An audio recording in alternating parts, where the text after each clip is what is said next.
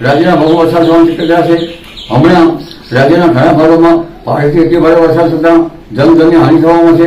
ત્યારે વધુ વરસાદ અંગે જોઈએ તો તારીખ 6 થી અને 7મી આસપાસ લગભગ મધ્ય ગુજરાતના કેટલાક ભાગોમાં, અમદાવાદના ભાગો અને અન્ય ભાગોમાં વરસાદ થવાની શક્યતા રહે છે. અમદાવાદના ભાગમાં ભારેથી અતિ ભારે વરસાદ થવાની શક્યતા રહે છે. આ ઉપરાંત પંચમહાલના ભાગોમાં પણ ભારેથી અતિ ભારે વરસાદ થવાની શક્યતા રહેવાની છે.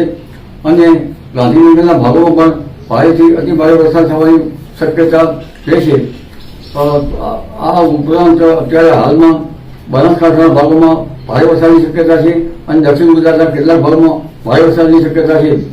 બંગાળના ઉપસાગરમાં એક વાહન લગભગ 7-8 તારીખે સક્રિય થાય છે, જે ઓડિશાના માર્ગમાં થઈ, વિશાખાપટ્ટનમમાં થઈ અને તે મધ્યપ્રદેશના ભાગમાં આવશે. અરબી સમુદ્ર પર એક વાહન આવશે.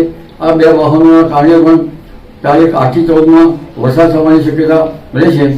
અને આ વખતે લગભગ રથયાત્રાના દિવસે વાદળો આવવાની શક્યતા છે કેટલાક ભાગમાં, અને ક્યાંક છાંટા થવાની શક્યતા રહેશે.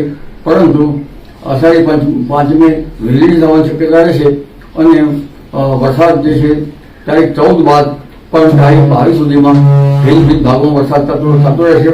પણ ત્યાર પછી જે બંગાળ ઉપસાગરમાંથી જે સક્રિય થયું છે અને ત્યાર પછી જે બહારનો સક્રિય થાય છે, ત્યારે પુનઃ દક્ષિણ ગુજરાત, લગભગ દક્ષિણ સૌરાષ્ટ્રના ભાગો અને સૌરાષ્ટ્રના અન્ય ભાગો અને ગુજરાતના ભાગોમાં ભારે વરસાદ પુનઃ થવાની શક્યતા છે.